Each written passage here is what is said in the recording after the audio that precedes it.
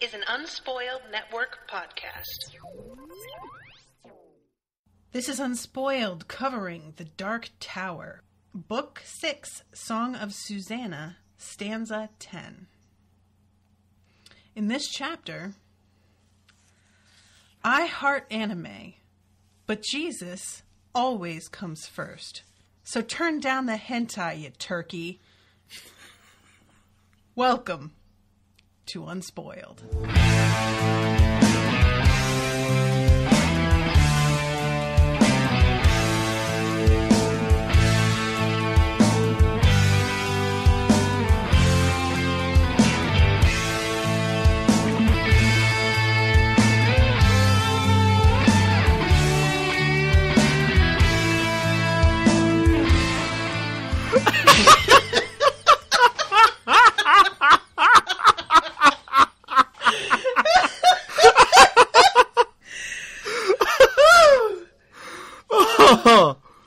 Oh man, I got a little lightheaded holding my laughter in on that one. You said you were going to do it, and I still didn't believe it. Oh god, everybody is so puzzled because of this, but there are no one knows what's happening. There's like 2 people who know. But everybody, Miles posted the most incredible sweatshirt I've ever seen. That for some reason Facebook was marketing toward him. They thought he was the prime target for this kind of merchandise. Absolutely.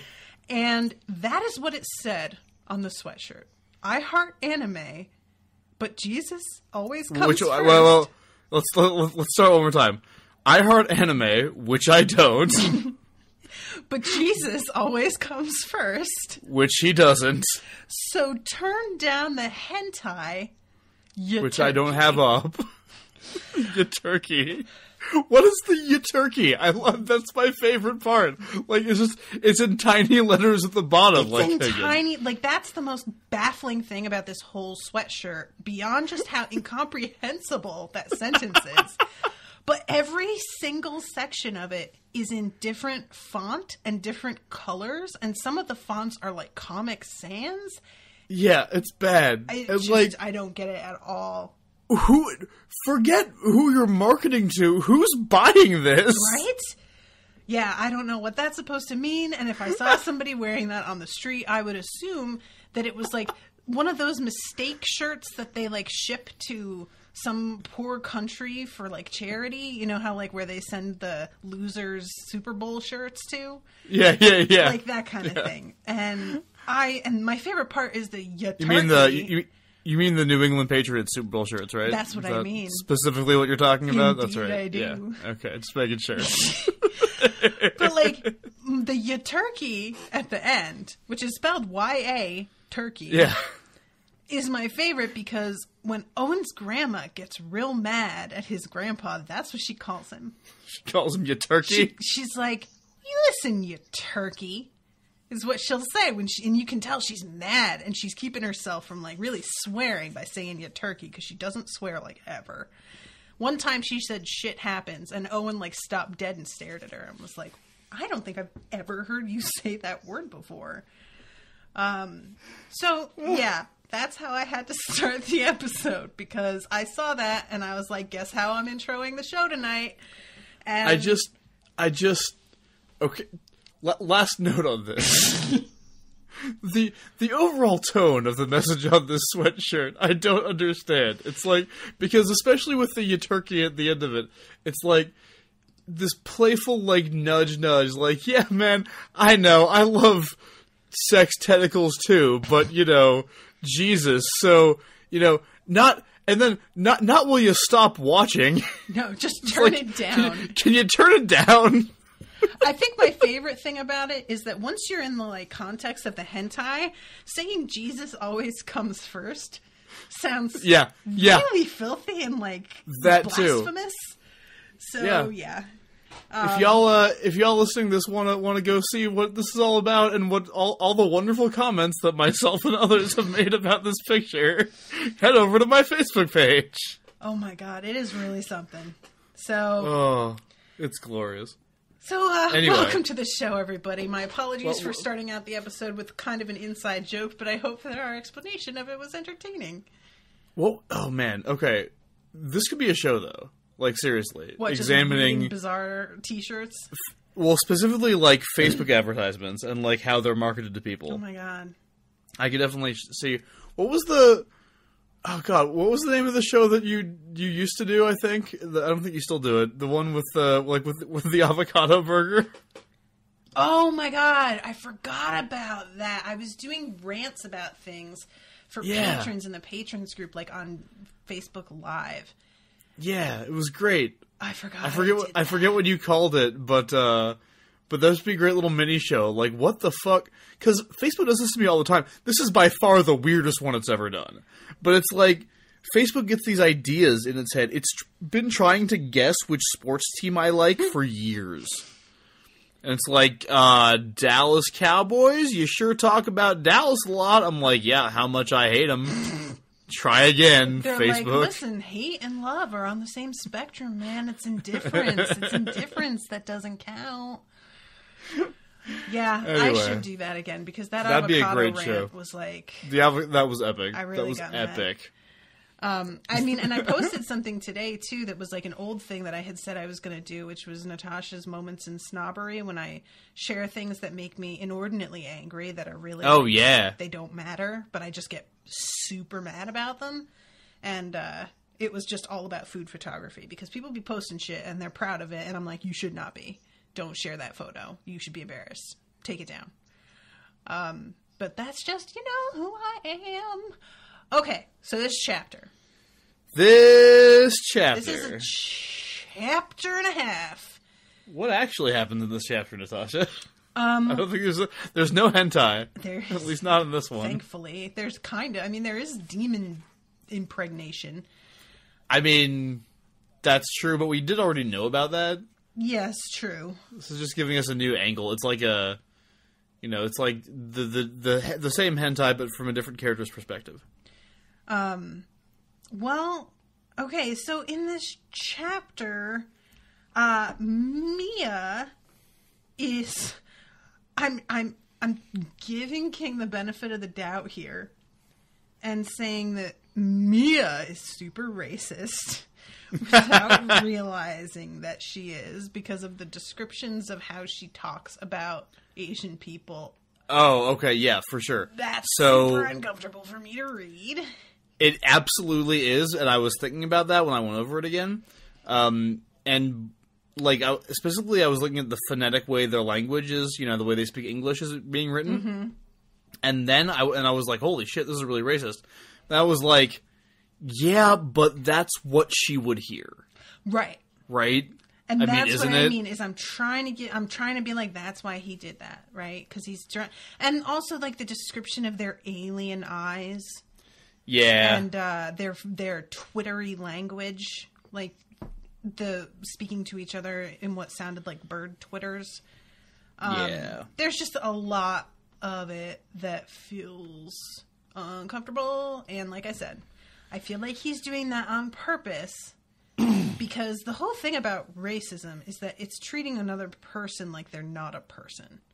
Yeah. And that's kind of what is happening here, because she doesn't understand humanity. She's a demon.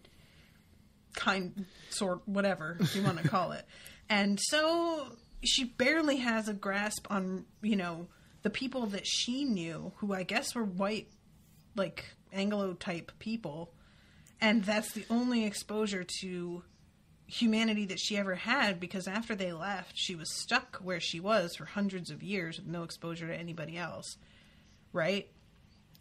Yeah, and, we learn a lot more about her in this chapter. Also, the interesting thing about this whole discussion is that this is a chapter where we very explicitly go back to examine some of the Susannah character's themes, in a way, in terms of racism. And, like, she has this great dream at the beginning, which is terrifying, which is why I love it, but it's really well written.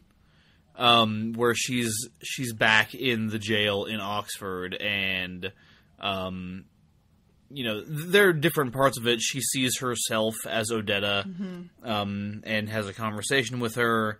And then I think the scariest parts of it are the people on TV, yelling about Discordia. Right. But yeah, I mean, in the context of, like, this is very much, this chapter reminds you, like, wait, like, Susannah is a product of racism in terms of her mindset, like, she's very, very shaped by this event. And there's the moment, it's made, the people on TV are shouting the names of people who have died who haven't yet died in Susannah's timeline. Right. She's going like, why are they saying Bobby Kennedy is dead? It's John Kennedy that's dead. You know what I mean? Yeah. And when they say Martin Luther King, you're just like, heart breaks for her a little bit, right? Yeah, that was rough. I mean, it's rough. That's one of those, like, the Martin Luther King Day was just a couple weeks ago now, and my friend did a gorgeous mural for Martin Luther King Day that's going to be unveiled at MLK Park here on Saturday. Nice. And it's one of those things that, like, I get real salty about because the people who commission this are, like, super conservative, and it's just the biggest lip service thing I've ever seen. And I am supportive of my friend. Her work is gorgeous, and she is in the right mindset doing this, but the whole thing just feels so false because we love to hold up King, but we don't like to talk about how white people murdered him, and that's why he's dead now. Well, we don't like to talk about, anything. The things that he actually stood for. Exactly. There's a really great book called The Radical King that, if anyone hasn't read that and wants to know more about his positions toward things like war and capitalism, like, despite the fact that he is so frequently weirdly held up as an icon by the right, it's a really great book. Anyway, yeah, that scene, because when we first meet her, isn't she getting into the car talking about how she wet herself? Odetta? Yeah. She has just gotten back from Oxford Town. Right. And she's with her driver, who is mentioned in this chapter. Because it says, she's doing the TV, and it says, the next voice is that of Chet Hundley, co-anchor of the Huntley-Brinkley Report. It also, in some way she cannot understand, is the voice of Andrew, her chauffeur. So he's mentioned. But yeah, that was our first meeting with her, is coming right off that. And her really trying to kind of compartmentalize it and push it to the back. And, like, she's using it as fuel for the cause she's fighting for. Mm-hmm. But, like, I think it's interesting that it's not until now that we actually get, like, a visceral picture of the experience, really. Yeah, and it really hammers home that, like, you don't need to be killing people to be undermining everything about their humanity.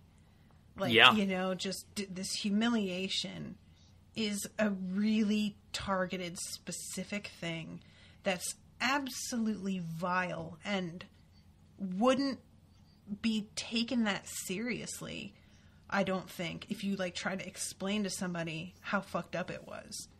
You know what I mean? I feel like it's just the sort of thing that really sounds more ridiculous when you're trying to tell somebody and they wouldn't let us use the bathroom. Like, it would be treated almost like a joke. And to be, like, in her head as it's happening and watching them, like, as she put it, happily ignore them. Yeah. It's just so fucking horrifying. There's just so many ways to oppress people and treat them like they're less than human. And this is a very shortcut way to do that. Yeah. So, I don't know. I to get back to the original point, I really would like to think that Mia's view of the Asian folks is her character coming out. Right. It's a product of who she is rather than who King is. And I think that's pretty much borne out by the fact that he is, especially right now while writing, being so cognizant of these issues. Right. Like, they're in his head, clearly. So, Anyway, she has this terrible fucking dream. And, Odetta... Basically, what we get here is, like, another conversation briefly between Odetta and Detta. Mm-hmm. Which is interesting. Yeah. And then she says... She's hearing all these people on TV saying that folks are dead. Starts with John F. Kennedy, goes to Bobby Kennedy, as we said, Martin Luther King, Stephen King, as it happens, at one point. Got hit by a car. And then there's this Odetta says, only you can save yourself. But the way of the gun is the way of damnation as well as salvation. In the end, there is no difference. Mm-hmm. She says, go back to the Dogan, only you can lift yourself out of Discordia. And Susannah turns around, there's this, like, bowl of blood with a dead baby in it. Oh, that was fucked up. I forgot about that tiny detail. There's a bowl filled with blood, and in it some monstrous dead thing. A dead baby that's not human, and has she killed herself? And then she screams, no, I will never. Yeah. So I assume that means kill the baby? Mm-hmm. Okay. That's what I took it as. And then Odetta says, well, then the gunslinger will die and the Dark Tower will fall. So she has to kill the baby or else it will kill, because that's the whole point, according to Mia, is that he's going to be Mordred and kill Roland. Yeah, because there's a fucking prophecy. Right. There's always a fucking prophecy. Always. So yeah, I'm just like, I don't this is just me. I don't understand her protectiveness of this baby, and that's because I have not had children, but it just feels crazy to me. Neither has she, but yeah. But she's you know what I mean? Like, yeah. What feels crazy to you, though? It feels crazy to me that she'd be protective of it when it's like a child that is born of rape, and that she kind of got bamboozled into having Roland's kid.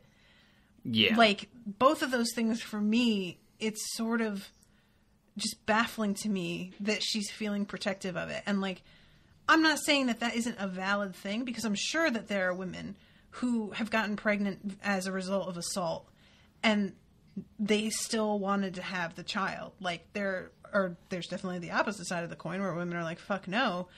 But there have to be some women who have decided that they're going to keep it anyway. And I just can't imagine that. That's just something that I don't relate to at all. So the fact that she reacted the way that she did and was like, no, I'll never. I was like, really? Never? Never? All right. Yeah, that was kind of what I had the question about, because I was like, wait, is she talking about killing the baby? Because, Right. like, when did that happen? Yeah. Like, I don't know. I mean, she's a character from the 60s. Mm-hmm. So it's like she probably has some hang-ups about abortion, for one thing. Which is interesting because, like, her situation is almost all of the reasons combined for someone to maybe get an abortion. Right. Like, when we talk about it politically, it's like, well, what about rape? Mm-hmm. What about incest, which is specifically described as being in this chapter? Yeah. And, like, what if having the baby threatens the mother's life? And it's like, well... Right? That probably is also the case. Yup. So, I don't know. I don't know if that's intentional or not. I suspect probably. I'm not even sure if at this point it's really her saying that or if it's Mia coming forward and saying that, because she's kind of going back as that image comes to her. Do you know what I mean? Yeah. So, like... Although, I don't know, it seems like this is during the time where she's kind of locked away, right? Like, Mia's, like, thrown her down into the prison of her own psyche and thrown away the key. Yeah, so true. It's hard to believe that that's Mia down there, because Mia's busy walking down the hotel, like, through the hotel, whatever. How you doing there, Miles? Like down the corridor, the hallway. That's the word I was looking for. The hallway. Oh, brother, this is going to be a long episode.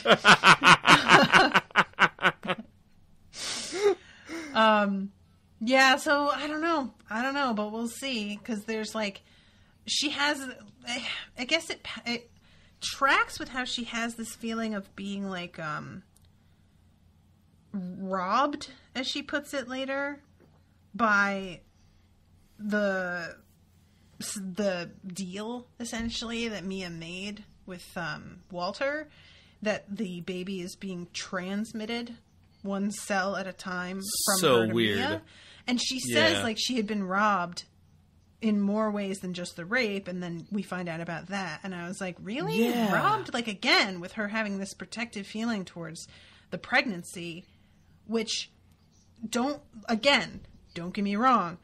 There is just a point of, I didn't want it, but you don't get to decide that shit for me. That's a violation, you know? Right. All right. But there's something more there to me than just the simple decision and violation of it. It's I feel like there is an ownership. So I don't know. And I think we might be dealing with some, you know, early 2000s shit right here. Mm-hmm. You know what I mean? We're just like, you know, am I crazy? Because I feel like there was a time when every female character in fiction could be all about having babies, and nobody really said anything about it, or at least not as many people. So I mean, I guess it's just like it's hard to imagine happening now, because like with her being this way, and the fact that basically the conceit here is that Mia, the spirit, was created solely to have babies, and that she like, well, Mia's decided that's the case, right, but that like she's willing to sacrifice her immortality in order to have, almost like she literally went baby crazy. Do you know what I mean? Like, she saw a woman have a baby and lost her goddamn mind because of the perfection of this baby, to the point that she was getting ready to have this guy murder his wife, and then she was going to fuck him to death and take it. It just feels real like 2003 rom-com in some ways, doesn't it? I mean, it's like, just, I don't know. This whole thing, I'm just really side-eyeing. This whole fucking side plot. I'm just saying, like, God, imagine the same book, but like going down the same way, but instead of a baby, it was like something else. Right. You know? Because, like, it's weird that she's all of a sudden, and she says it when she and Mia are talking about whether or not Susannah's going to help her. She promises to Mia that she's not going to kill the kid. Mm-hmm. And it's like, it's fine. Like, it's like you said, it's fine. I just wish that it could have been something else. Because, like, the fact that she's so adamant about saving this, you know, the prophesied child that she had with a father figure that she did, blah, blah, blah, blah. It's the same old shit, and we didn't need it. You know, and it's fucking gross also. It's just, it's tired. And you know, you keep pointing out, like, the early 2000s thing, and, like, I want to be like, maybe it wasn't as tired by then, but then another part of me is going, wasn't it? Or did we not have the consciousness of tropes and the reasons and like oppression of those tropes at the time? Yeah, I think that's it. I mean, I think that over the last 15 years, you know, the kind of general public conversation about these issues has changed in really huge ways, and it's constantly changing. And I think that, you know, like, I have issues with what some people refer to as, like, the outrage culture. But, like, it's really weird to think about the fact that if this were a movie, like a really popular movie, and it came out tomorrow, like, people would be all over this. Yeah. And I don't think that happens 15 years ago. I really don't. I think that the the internet and the way it's evolved and the way it shaped our consciousness and our communication is responsible for that reaction. Mm-hmm. I agree. For better or worse, you know. Yeah, no, probably for better, but I think it's for better, mostly for better, because at least it forces writers, I think, to be more creative. Mm-hmm. Do you know what I mean?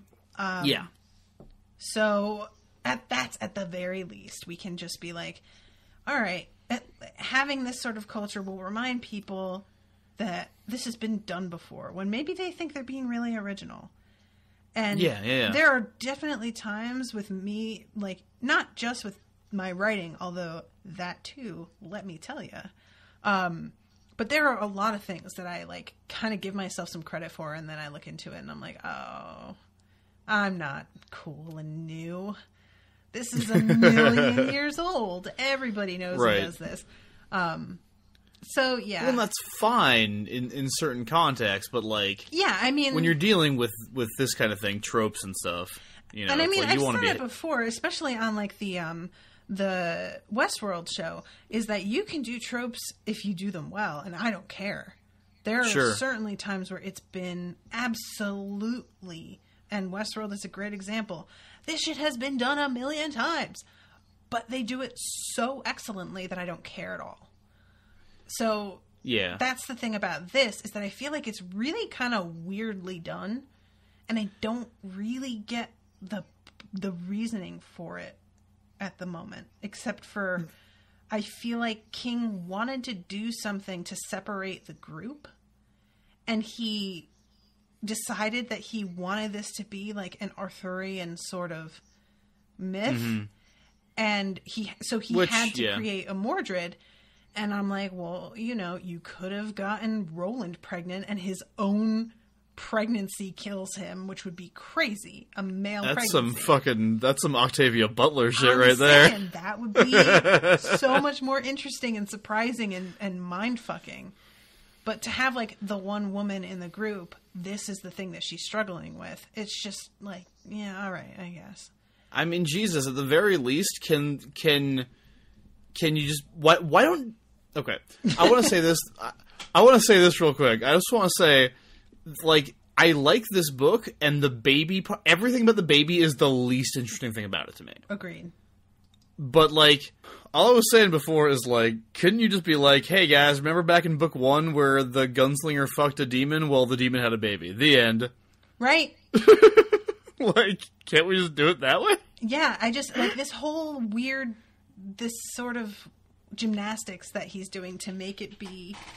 And you know, what kills me is that it's not just that she's getting pregnant and it's a demon's baby. It's that she's getting pregnant, it's a demon's baby, but really it's Roland's kid. So having Roland just give birth to his own kid would have been the best shortcut. I like that. Know, whatever. I don't know, you know, but the other thing though too is that I really like Mia as a character. I don't care about her. I'm into Mia. I think she's interesting. I've got a lot of questions for you, sir. Not into. Yeah, sure. Mm-hmm. But I mean, there was that really great description of her naked in this chapter. Oh my god! Of course. Oh. What's that fucking line? The cunning bowl of her navel that any man who loved women would have been delighted to stick his tongue in or something. And then a cunning cleft between her legs, which I'm like, what the fuck is cunning about it? That is some George Martin level shit right there, man. And then he's like talking about how her buttocks tensed as she turned and made two little like crescent-shaped divots. I'm like, Jesus Christ, dude. You need to stop. Why does everybody do that? I don't understand. Do you know that I just remembered just the second that I had a dream last night that I was having really awkward sex with Stephen King? I just remembered that.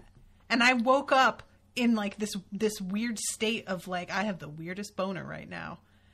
Of just, what was that? Wait, what? And he was like hidden off in this like kind of depressing apartment huddled over a desk. And I, like, knew he was, like, hidden off there writing where nobody knew who he was. But I'd, like, seen him go in, and I was like, holy shit, that's Stephen King. And, like, followed him. Okay. Yeah. I just remember that just now. Just have one.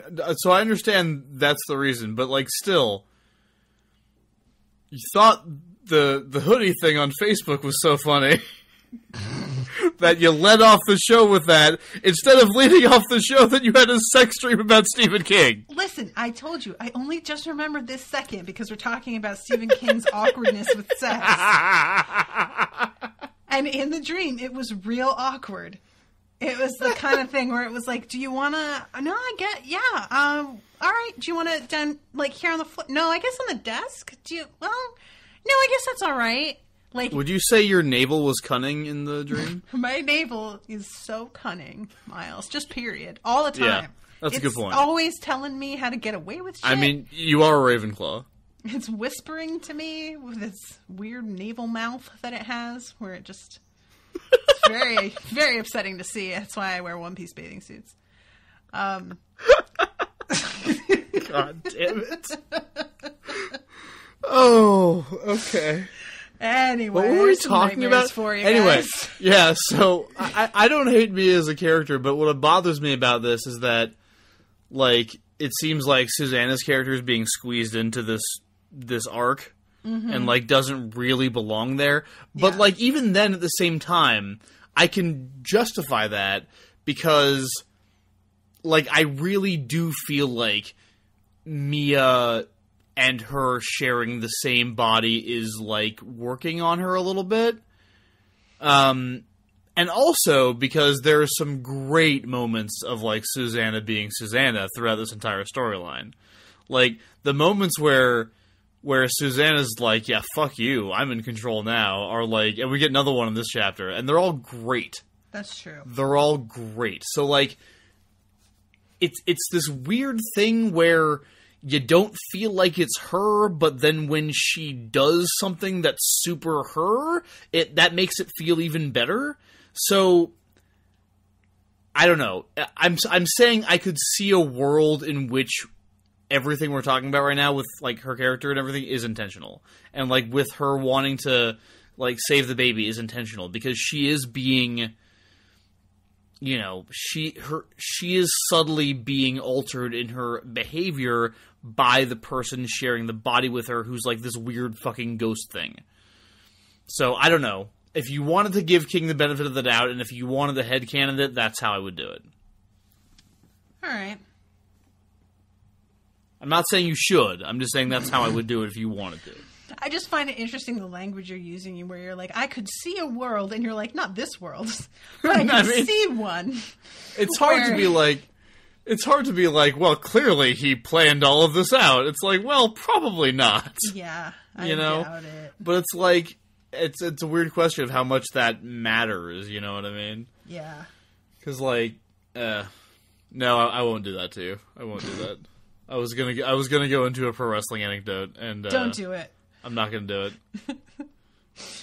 it. So basically, like, this scene, once we get into Mia's head, is her stumbling through figuring out how to navigate this world that's completely alien to her. She doesn't even know how to read, so she can't figure out what signs say or where to go. The people coming up to her with accents, she, like, can't understand what they're saying to her in any way. Sensory overload, which makes sense considering that she's been somewhere without, like, any human interaction except Walter. So crowds of people walking, talking, like buses and cars moving. She's just about to lose it, and she has to put herself into a bathroom at one point to, like, get a hold of herself. And she keeps asking Susannah, well, where do I go? What should I say? What do I do here? And Susannah's just not answering her because she's just like, I told you what it's going to take to get me to help you, and you're not going to do that, so go fuck yourself. And this is one of those moments I'm talking about, too, because, like, Susannah comes out of her dream, goes back to the Dogan, where, like, Mia has locked all the controls, right? Mm-hmm. And sees Mia through one of her, like, view screens. And when Mia gets off the elevator, she and Susannah both see the lobby, which had been nearly empty when they came through the first time, is now fucking crowded. Right. And Susannah remembers how shy Mia had been about, like, coming forward when they walked into the hotel. And Susannah's just like, well, this might get interesting now, mightn't it? Yeah, basically, Mia's sensory overload kind of translates into, this is a whole different room. Yeah. Like, it's not even just like, oh, there's people here now. She's just like, wait, where am I? Yeah, like, complete panic. And, like, people keep coming up to her, tourists keep coming up to her, asking her to take their pictures. She has no idea what these things are. Mm-hmm. She says, there's a great line. Mia's impulse was to drop the oblong flasher on the floor. That might break it, however, and release the deviltry that powered the flashes. Right? Which really, once you hear about, like, how she got involved with Walter, it makes a lot more sense that she would be worried about something like that. Sure, yeah. But I like, too, that, you know, she's so inexperienced, and that even when because her instinct, as soon as she sees the room crowded with people, is to go right back into the elevator. And when she backs up, the doors of it are closed. And she's like, wait, where'd it go? Like, she doesn't understand how the elevator works. Yeah, that's fantastic. So, yeah, there are a few moments here where I was just like, I really like the concept of how she, like, the way that panic manifests for her in a different way than I would expect. Yeah, it's very nicely done. And Susannah is just like, no, I'm not going to fucking help you. Mm-hmm. And but she eventually says, like, I will if you tell me the truth, because I think you were lying about some shit. And she's like, lie? Me? What? But yeah, she was totally wrong. Yeah, she totally was. So Susannah basically says, like, and there's this great moment where, like, Mia has this feeling that Susannah's, like, smiling. But I think that comes a little bit later, I think. But because so first of all, Susannah comes forward, takes him into the bathroom, and she's like, "We're gonna fucking turn your shirt inside out because there's blood on it." Mm-hmm. And part of the reason for that is she also wants her to tuck it in. And part of the reason for that is that Susannah wants to know how much of her skin is white, which is interesting. Yeah. And when she looks down, she's white just past the crotch. Yeah. Which is super upsetting for her, understandably. Yeah. Because before it had been from where she'd lost her legs down. And now it's climbing up, which begs the question.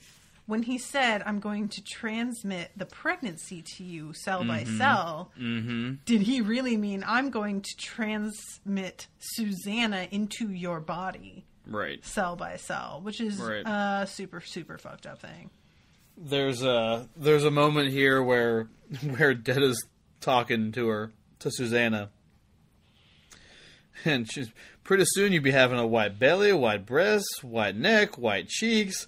And then, last of all, you have a white brain, girl, a Mia brain. And won't that be fine? Sure, you be all Mia then. Nobody give you no shit if you want to ride right up the front of the bus. Right. And that is some get out shit right there. Yeah, it is. My God, I just watched that with Owen. He had never seen it before a couple days ago. I had to kind of make him, because that's the kind of movie that, like, you hear so much about it, and you know it's going to be kind of a bummer, so it's hard to get yourself excited for it in a way. Do you know what I mean? It's not a bummer, though. At least, I agree. But when you hear, like, if you had only heard from people, wouldn't you be like, I'm not sure I want to do that to myself? Well, so I love horror movies, and, like, you know, I don't know. Even if it was a bummer, I would have really wanted to see it just based on everything I had heard about it. Gotcha. I didn't get to, because I really wanted to go see it, but Sharon's not great with horror, especially in the theater. Okay. She'll watch it, but, like, she likes to watch it at home, and we're all kind of, like, curled up and, you know, it's just at home, right? Mm-hmm. So you can take a break or pull a blanket over your exactly, eyes. Exactly. I get you, Sharon. I'm right there with you. Yeah. So she was like, well, let's wait for it to come out in video, and then we'll watch it. And so we waited, and we kind of went by the wayside. I didn't really think about it. You know, and we never saw it. And then I went up to Seattle for PodCon in December, and with my friend Maddie, and that's who I was staying with. and we watched Get Out that night, the night that I was staying with her, and it was so good, and I loved it so much. I came back and I was like, all right, we're buying this movie, and you're watching this movie, and Sharon loved it. It's amazing. Yeah. Yeah, when we reached the end of it, I was like, see, do you get that why it, like, isn't a bummer now? Like, because it ends on such a high note. Yeah. And it really kind of gets you pumped so that when it ends, instead of being like, what the fuck, you're just like, yeah, all right. Spoiler alert, if you haven't seen Get Out, the good guys totally win, and it's great. And he wasn't, like, he filmed a version where that was not the case. I heard, yeah. But apparently test audiences were like, yo, man, you put us through too damn much. You need to give us a bone here. And he was like, all right, I'll go with the other one. And I think it was totally the right call, by the way. Agreed. You know what I love? Not to talk about Get Out and everything too much, but you know what I love most about that movie? Well, that is that at the end, after everything the guy's been through, right? After, like, after he's fucking gone through all that shit and killed everybody and, like, all the stuff's happened, the single most terrifying thing that could possibly happen happens, which is the cops showing up. Yep. And, like, that happens and you're like, oh, fuck! Yep. Oh, God, such a good movie. Anyway. Really, really well. I mean, he puts you in that frame of mind, you know, where you react to the cops the way that he would be reacting to the cops, and that is a hell of a thing to be able to do. Yeah. After I saw that on the train back, I went and found every movie review podcast that had covered it and listened to, like, all of them. And there were a few, you know, like black film critic podcasts that covered it, and what they had to say about Get Out was amazing. Which is like, yeah, this is every fucking day. You know, it's like this is all normal. Mm-hmm. Like, you know, the stuff that before you find out what's actually going on, like, because I've heard people talking about, you know, oh, well, it was so obvious that things were something was wrong there. Why didn't he just leave earlier? And what these guys were saying was like, no, it's like, that's because it's normal. That's life, yeah. Yeah. Yeah, all of the stuff that he endures at the parties and what the way people are talking to him are what have been termed in modern lingo as microaggressions. Yes. Just tiny little things that ping against your psyche all day, every day, that other people don't seem to see or understand why you would be upset by. And it's the kind of thing that when white people are just like, God, it's not a big deal. Just let it go. It's like, yeah, but you don't understand how often that happens, that it's like, you know, it piles. Each is a little grain of sand, and eventually it's this huge weight. Yeah, and like people do let it go. Like people, you know, they don't comment on it constantly. I mean, that's what he's doing the whole movie is trying. Yeah, he's just like, no. He's like, God, no, it's fine. I told you this was gonna happen. It always happens. Mm-hmm. It's fine. Like, I'll just deal with it, right? Like, that's why I hate it when everybody talks about that shit. Like, oh, just fucking, oh, you're gonna like go complain about your microaggressions, you pansy. It's like, dude, these people. The people who go through this shit are, like, stronger and braver than I will ever be. Yep. So. Yep. And it really is, like, telling, too, when something happens and white people, like, will read about it or comment on it and say something like, well, I would have slapped him if they did that to me. Yeah, I bet you would, because you're white and nobody's going to just arrest you immediately. Exactly. It's just not the same thing. Being able to react a certain way is a privilege that we just don't understand, because our understanding of justice is so very different. Mm-hmm. Anyway, huge tangent. Sorry, guys. Yeah. So it turns out she's white from the waist down, which is bothering her. Yeah. Also, we should mention that Susannah got a message from Eddie while she was in the Dogan. Oh, right. Which, A, told her that they were alive, which is pretty great for her to know. And B, the only part of the message she was actually able to receive was burn up the day, a.k.a. fucking stall. Right. And I love Detta having a conversation with Mia about Sigmund Freud. I mean, yes. Detta, oh man, I have such mixed feelings about her sometimes. I love her. She's great. But yeah, well, I don't mean her. I just mean, like, King writing her. Yeah. There are times where I'm just like, oh. I understand. Yeah, that is a pretty good conversation. Because let's face it, Freud was a fucking weirdo, man. Like, He was. Weirdo guy. And he, some reason just like got taken super seriously with these theories that are banana pants. And in many ways, like, he isn't taken as seriously today. But he really left his mark. And in some senses, I think that he was onto something. But there are moments when he was onto something. And then there are moments where I'm just like, yeah, dude, it's not all about your dick. I know you think it is. But, like, not all of it, though. So I want to bring up something else real quick that kind of pertains to our earlier conversation. Okay. So I was just looking over this again, and the part where Susannah says, "It's my baby too, I don't want it killed." Oh, right. And Mia says, "I don't believe you." But she did, because the woman inside was right. Mordred Deshane of Gilead and Discordia belonged to both of them. The bad one might not care, but the other, Susannah, clearly felt the chap's tidal pull. Yeah. Now I'm wondering if the baby is somehow manipulating Susannah's emotions. Influencing Susannah. I mean, that would make sense. Maybe it's influencing Mia, too. See, that's the thing with Mia. It feels like any number of things could be influencing her. Yeah. It's really unclear. With Susannah, I feel like if that's the case, it is the baby itself.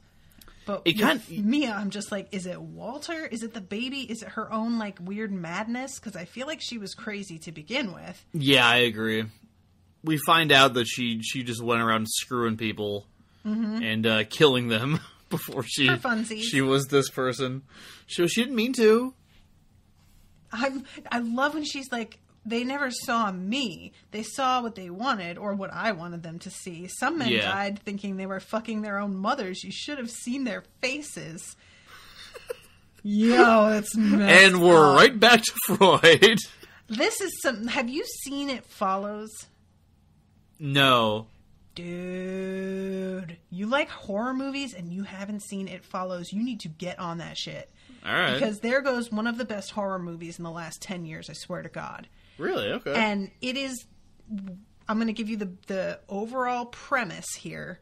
And it's not a spoiler. It's just like the idea of it. Is that there is a monster that will chase you. But it chases you basically at like walking speed. But it doesn't stop and it can look like anybody. And if you fuck someone, it will follow the person you fucked. So it's like a sexually transmitted monster. Oh, that's good. It is a creepy ass movie with some really interesting elements to it, and I thought it was extraordinarily well done. And there's a lot of like John Carpenter-esque feels to it, the way that it's filmed in places, and the soundtrack is really synthy. So yeah, I highly recommend it if y'all haven't watched it yet. Like, it will feel almost slow, but it's because of the nature of the monster and how it chases you in this certain way. That slowness is what makes it so scary, if that makes sense. Okay. It's just inexorable, you know? Inexorable? I don't know. Inexorable, yeah. Okay, yeah. But yeah, this is, and it will, at times, it will look like your parent. Oh, fun. When it's chasing you. And that can really fuck with people's heads a lot. No. So, but yeah, so she's a little bit messy in the head already. And I feel like with her, it could just be, God knows, you know, just is it possible? Because I don't know how far back Walter's influence goes, or the Crimson King's influence goes, which, by the way, apparently Satan because he's like a red monster, and they're just like, oh yeah, maybe that's what you call the Crimson King. And I was like, oh, that never even entered my head, but I guess. Yeah, I mean, certainly nothing confirmed, but that's the notion right now. But yeah, it seems like maybe Walter could have like let her see a human baby that was like whole and beautiful in order to spark some kind of longing in her to make her the perfect candidate for bearing this child. Yeah. You know what I mean? I wouldn't be surprised if he set the whole thing up. So, yeah. And also, I mean, she's totally, like, as we said before, she's just lying to herself like we all do. I mean, yeah. Susannah has a great line here where she says, "It's wonderful how everyone seems to think they know just what Ka means for them. Oh Don't God, you yes. think that's wonderful?" That was one of my favorite lines in this whole thing, to be honest. Yeah. Because that was something that always used to drive me nuts about my dad was, you know, he was very, very religious, and he would have this like simultaneous, well, I'm not arrogant enough to believe that I know better than God, but then also claim that he knew the will of God. And I was always just like, how though? How can you say both those things? You can't be like humble and like, oh, but I know. Right. But yeah, you know. There's a great Bill Hicks routine I remember where he talks about talking to his dad, who's very religious, and saying, "Dad, I can prove to you the Bible's not the Word of God."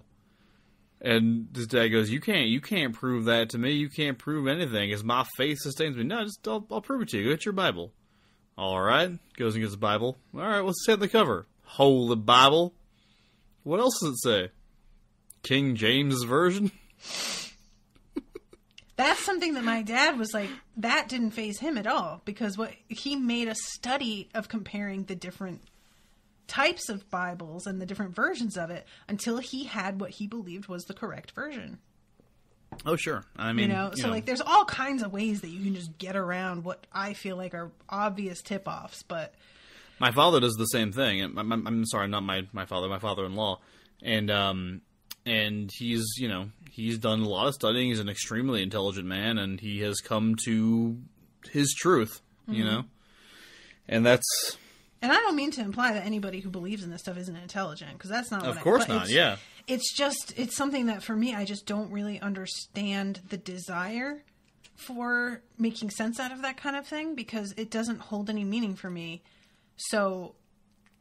it's when that's something that brings people comfort, I just don't really understand why. Mm-hmm. You know, for me, I would rather things be a little bit more fluid and mysterious. But for some people, like the sureness of knowing, no, these are the rules and this is what we do, is very comforting.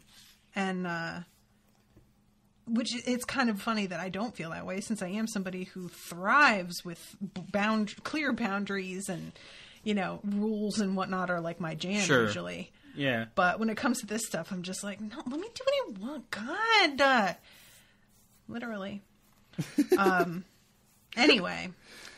So, yeah, the struggle between the two of them. The rest feels weird. Yeah, the rest of this chapter is basically them talking.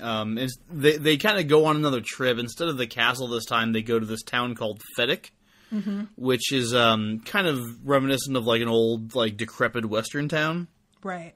There was a plague apparently that happened, and everybody left on this train called Patricia. Right. I'll bet it was blue. Anyway, and then. Yeah, she talks about how, like, Walter came and made her this deal because she had seen a baby and fallen in love with it and really wanted one and realized that her purpose was to be a mom. So Walter really did a great job of selling her on this gig. And Susannah, no matter how much Susannah, again, like, exactly like what you're saying. Susannah's like, hey, they promised you 7 at first and they just said 5 on the phone. Mia doesn't care. You know, it's like you find ways around that shit. Well, it's interesting, though, because it isn't really that she doesn't care. It's that she's mad that Susannah's pointing it out. Yes. Almost like there's a little teeny voice in her head that's telling her this already, and the fact that somebody is confirming it with her infuriates her. And that's one reason why I think that somebody might be working on her, too. Yeah, you know that would make sense. So, because she keeps having these moments of like, wait a minute. Like when she finds out, when Susannah tells her that Roland and Nettie are still alive, and she has this moment of like, well, does that mean the Crimson King isn't as powerful as... No, he is. He's powerful. You know what I mean? Yeah. I don't know. It's some Imperious curse shit, seems to me. at least a little bit of it. I don't know, though. I think you're underestimating our capacity to fool ourselves. I'm not. I'm just... Because, like, I totally buy that also as an explanation. Mm-hmm. It's just either one. They seem equally possible. That's how much I appreciate our tendency to fool ourselves.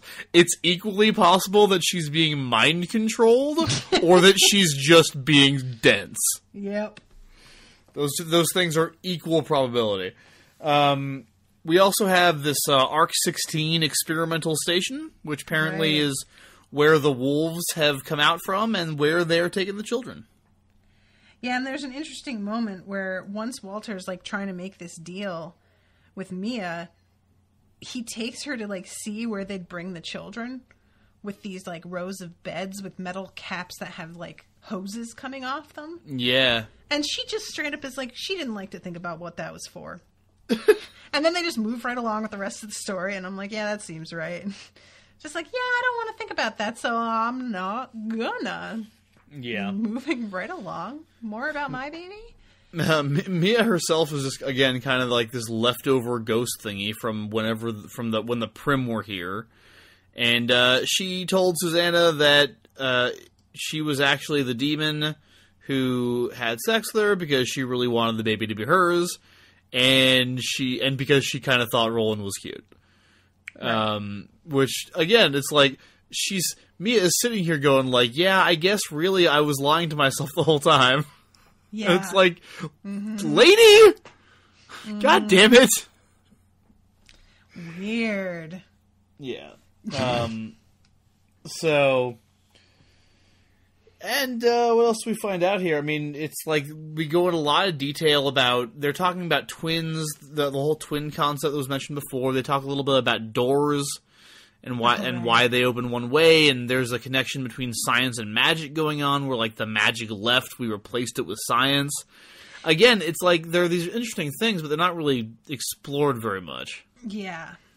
Yeah, that's the part that I find the most frustrating is that I feel like we're focusing in on things that I'm trying to be like, there is probably a time when we will get into this stuff more, but I'm not like 100% sure of that because I've thought that before and so far we haven't. But I really am interested in the idea that like, okay, so the Prim, which is what they call the magic, I guess, went away. And so magical doors can go two ways, but it's not possible to recreate that with pure science. Mm-hmm. And that maybe they could have gotten there eventually, but everything went to shit before they could. Right. Which is a really interesting concept, and I like the idea of, like, there being magic first and science is trying to catch up with magic. That's just a really interesting concept to me, because in most book series, it's either or, there is magic and it's like a really fantastical world, or we're in like super futuristic sci-fi land where it's all science. Right. So I like the concept of it being the two together and sort of fighting one another. And then eventually one's just gone and you have to rely on the other, even though it's a sort of a pale shadow of what used to be there. It's a really neat concept, and one of the things King does well is, over the course of the series, is kind of that blending of genres. Mm-hmm. Like I said, it would be nice to get more about it, but at the same time, I kind of understand why we don't, just because, like, Susannah is kind of only half focused on what Mia's actually saying. Right, yeah. She just wants her to keep talking, and, like, at one point, she's like, oh, I should actually pay attention to this, because I might need to know this later. Mm-hmm. But, like, for the most part, she's just like, yeah, so tell me more about Walter. Did he wear a wig? Right. Did he have nice shoes? Were they Nikes? Like, Yeah, I did like that moment, actually, because she's like, oh, I need to pay attention here because this isn't just burning time. Yeah. And at one point, she thinks to herself about the time. And Mia's like, what about the time? What's the point? What do you mean? Yeah, and yeah. she has to be like, nothing. You know, just the baby. The baby. Yes, the baby. And I'm just like, yeah, good call, lady. Always make it about the baby and she will just not notice, probably. Yeah, and it's interesting. They actually talk also about the fact that with the baby being sent over, so we get some explanations here for why, for example, Susannah was still having periods during this whole time. Right. Because Mia was the one getting morning sickness and not having periods. And how, like, you know, they're basically arguing over, like, who's the real mother, kind of, which is weird. But yeah, it was... The experience of bearing a child was essentially transmitted over to Mia from Susannah. Right. Yeah, which, like, again with the robbery concept. Yeah, Susannah says, did you use science or magic to steal my baby? Mm-hmm. It's like, dude, why do you care? And I think that more than anything, in a way, than her really care. Like, I think she does care because she says that she feels like she's been robbed. But I think even more is that she wants Mia to feel some shame about what she's done, and she just doesn't. Yeah. You know, like, that's, I think, kind of infuriating. The way that she talks about how she would have fucked that man to death after getting him to kill his wife and just taken the baby. And she says it in this, like, really distracted kind of, like, yeah, I probably would have done that shit kind of way. I think that Susannah's just like, really? We're just going to walk right past that. Okay. Yeah, you're just continuing on with the story. I guess that's where we are. Yeah. So I could see just sort of wanting there to be some sense of this woman understanding the gravity of what she's doing. But I don't think that's anything that's going to actually sink in because she's protected herself from that by being in such deep denial about everything else. Mm-hmm. Yeah. So then they come out of it. Basically, they come out of it when Susannah pisses me off by saying, "You don't fucking know. Like, you have no power in this situation. Mm-hmm. You're totally being manipulated. You're being used. You're a victim. And like, for all you know, they're just going to kill the baby as soon as you have it." Mm-hmm. And Mia gets pissed off and sends her back through. However that works. And then they basically go to, they start heading down to the Dixie Pig, right? Mm-hmm. And they run into, what's his face? The guy who looks like the leader of the Manny. Yeah, the God Bomb guy. Mm-hmm. Reverend Earl Harrigan. And there's this interesting moment where Susannah goes to the Dogan and tries to send him a message. Oh my god. And it's kind of unclear as to whether or not he receives it. That was super confusing to me. And yeah, it doesn't, like, it feels like... It's confusing to me, and I've read it before. Right? It feels like he heard something, because he's like, God, was that my voice I heard or yours? So it feels like he heard something, but whether or not he acts on that, because the first thing that he does is he gets on his knees and prays. Mm-hmm. Which I don't know what she asked him to do, but if it's time sensitive, that's not real helpful right now. Yeah, for real. So, you know. So, yeah. I just don't know what she could have asked him to do, either. Because I don't know if what she claims... I don't know if why she gets, like, zeroes in on him... If it's because she is hoping that him looking like the leader of the Manny is going to mean something? Do you know what I mean? Mm-hmm. Like, does she think that's going to make some kind of, like, connection? Or is it just like he's a priest and they're priests, kind of? Right, exactly. Yeah. So, yeah, I don't know what to make of that, but... So what do you think of this chapter overall? I don't know. like, I think that I'm just frustrated by this storyline. The baby. Yeah. I just don't really, like, I don't really know what I want to happen. I don't really know what the point of it all is. And I don't really, I'm like, I have said this before, and there are so many different books and TV shows, especially TV shows, I feel like, that do the supposedly evil child whose growth rate is speeded up so that we have a, like, villain to fight in time. Mm-hmm. That trope is something that I find so tired. And I'm not super thrilled that that's something that it feels like we're doing. I'm almost hoping against hope that it's going to turn out that's not actually what this is, and that King does like an okey doke. But if that is what he's doing, he better do it really well. Because as of right now, when she's like, oh, he's going to grow at a different rate, I was like, ugh, really? Like, I just got so irritated, you know? Yeah, I hear you. I really do. I mean, it's, again, it's like, it just feels like the kind of book that, you know, that, like, you shouldn't stop to think about, right? Like, wait, what do you mean? I mean, just stop to think about. Yeah, like just I've talked before about how I think the book plays better if you read it all at once. Oh, gotcha. Well, yeah. even if I did read it all at once, that would still be something that really stuck out to me, because that in particular is like a trope that I just have this like gut reaction of, oh, fuck, really, like immediately. Yeah, I mean, I definitely hear that, and I wish, like, I don't know, God. Okay, well, I want to talk about more things in that context, but I can't right now. We'll talk about them. We'll talk about them later. Yeah, one of them I think is a spoiler for another show that's being covered too. So that's another whole thing. Wait, what? There's one of the examples that I want to cite is a spoiler for another show that is being covered. Which show? I'm not going to say because I don't want to spoil it at all in any way. That makes sense. But yeah. Well, the things I want to talk about are a spoiler for these books, so I should not do that. Look at us both practicing such restraint. We're so good.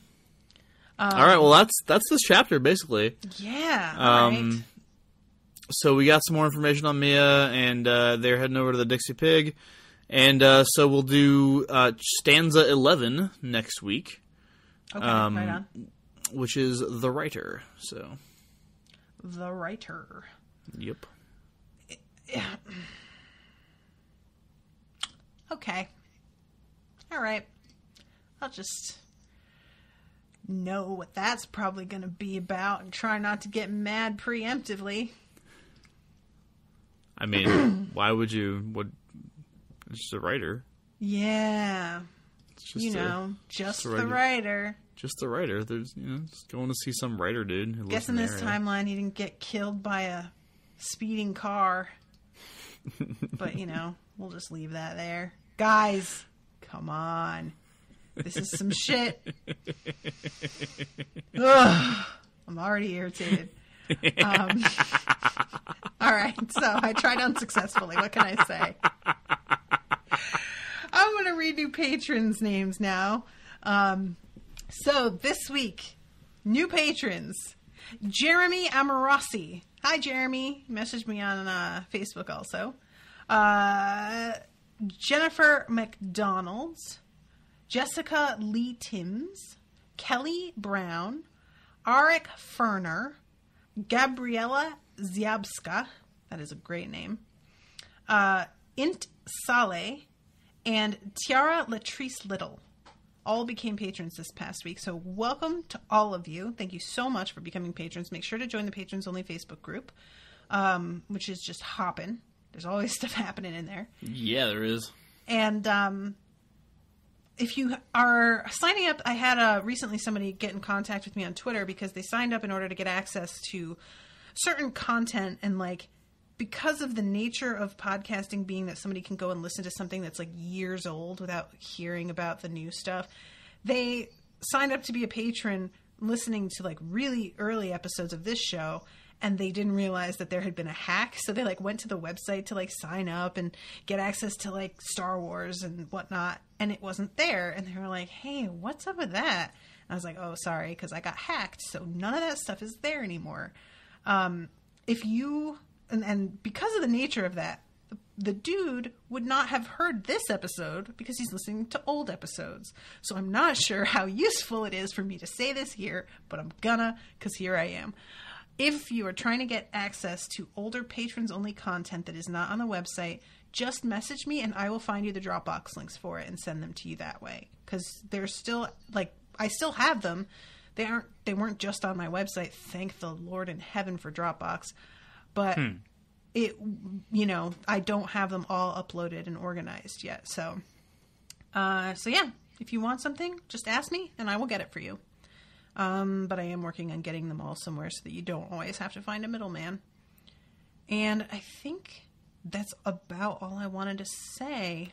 This month's book, appropriately, since we talked about Get Out and whatnot, it's Black History Month. Rashawn and I covered Why I Am No Longer Talking to White People About Race. And it's by Rennie Edo-Lodge. She is a British woman, which Rashawn and I weren't aware of when we started the book. Yeah, I saw your post about this. It was really interesting. Yeah, it was a really interesting book, and I learned a lot in some senses, and then a lot of it was stuff I am familiar with already, unfortunately. But it was really well written, and if you're not somebody who has a lot of background or hasn't done a ton of reading about like race relations and the history of the slave trade, specifically in Britain, is really gone into, and was a lot of what I didn't know.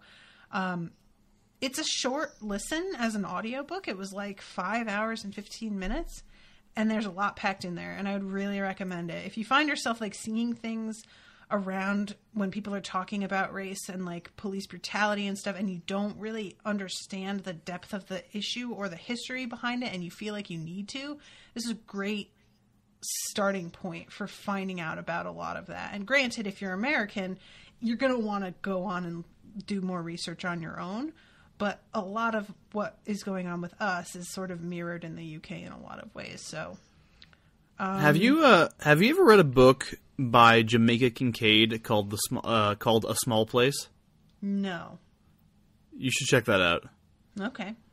I highly recommend it. Especially, I think you in particular would really like it. Okay. And Roshan would probably like it too if she hasn't read it already. It's a very short book called A Small Place by Jamaica Kincaid, and it's pretty good. Okay, noted. And yeah, for the next book club for March, I will be covering Jurassic Park by Michael Crichton. Oh, the man himself. It really got a lot of votes. Like, when the patrons were asked what they wanted me to cover, that was like the third highest out of all like 30 books. There were a ton of books on the list to vote between, and that one really... It's a good book. I mean, we'll see. It's a real good book. I'll be covering that one with money. So, yeah, if y'all are following the book club and you want to check out the next book before it's actually up and available on iTunes, that's the one. Ours is in like August, right? I don't remember at this point. Something like you're that, covering, yeah. What are you covering with me again? Neverwhere. Right. Yeah, It's I think in like that August was or in September. Because I think that sounded like I put books in certain places because of the vibe they give me, and that felt like a summer book. So that was why I put it in August. I'm pretty sure. Fair enough. Yeah, I think that's all. Okay, sir, take it away. So real quick before I go into plugs, can I just say something? One more thing about the Facebook advertisement about the anime. I love anime, but Jesus comes first. So one of the first people that commented on my post when I posted that up there was my cousin, right? And then later, my aunt, who's her mom, also commented on it. And this is all fine. They're just like having a big laugh. And then like 4 hours later, I get a personal Facebook message from my cousin that just said, "Oh my god, I hope my mom didn't Google hentai." Oh no. Oh, that And I was terrible. like, oh my god, I hope she did. I remember my first exposure to hentai was in this sketchy, like, VHS rental store when I was in, like, freshman year of high school. And I was walking by this section, and it wasn't quite, because there was, you know, the back area with the curtain where you could go get your really dirty stuff. And it wasn't quite in there, which I don't really understand why not. It was in the shelf right outside, and I was walking by it, and I was like, where is that tentacle going? And then I realized, and I was like, okay, I need to walk away from this. Holy shit. Like, I was so shaken by the whole concept of it. Oh, man. Yeah, it was quite a rude thing to discover in such a manner, but I don't feel like there's a good way to be introduced to that kind of thing. Like, it's probably going to be a shock no matter how you do it. I will readily admit that at one point in my life I was 19 years old and had a phase. It didn't last very long, but I totally watched some shit, and I was like, oh my god. There are definitely, like, I have wandered into stuff either purely by accident or out of, like, this morbid sense of curiosity, and have been very uncomfortable both with what I'm watching and with my reaction to it. And I'm just like, you know what? This is better unexplored. I'm just gonna not.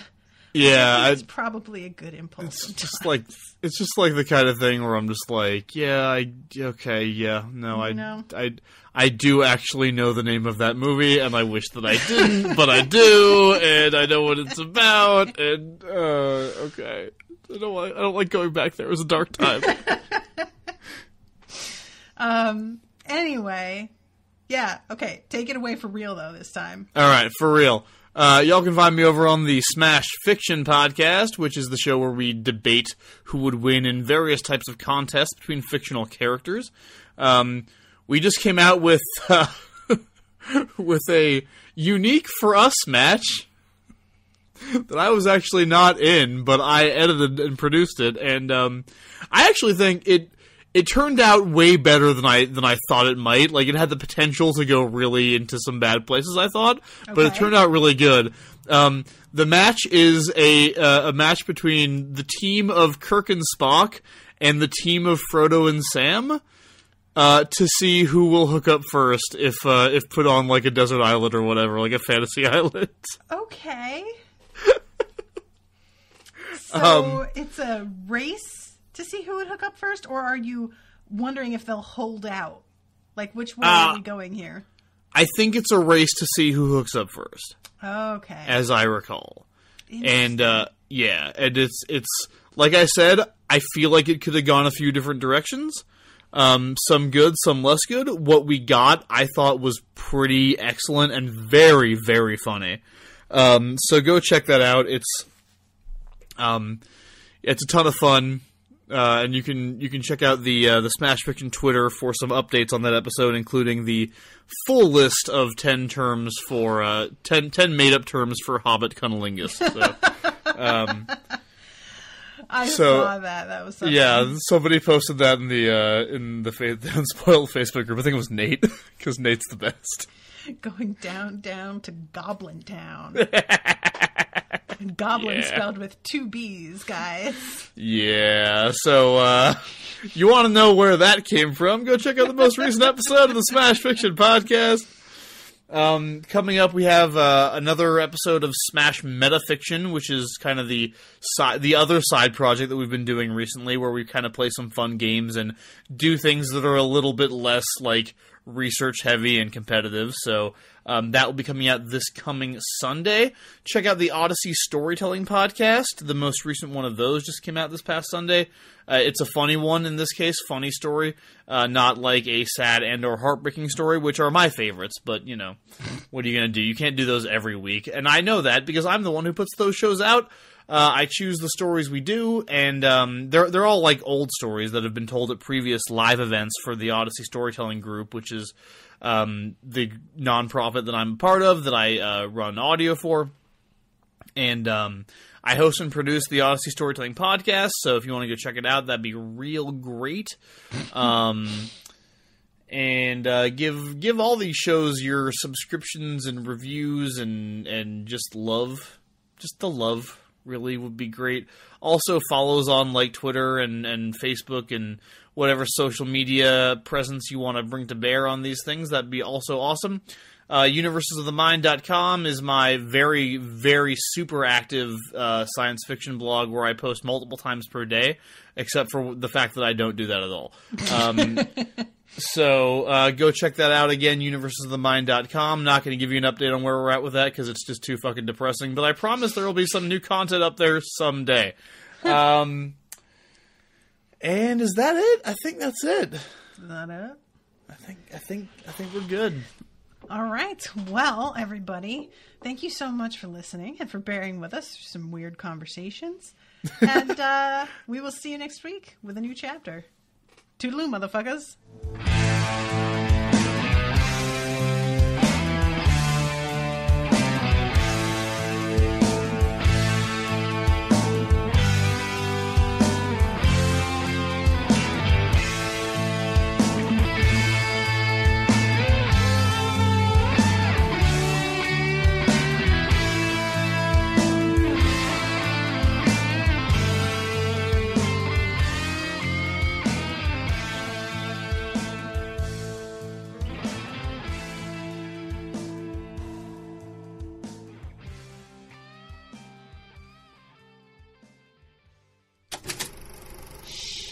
That was an Unspoiled Network podcast.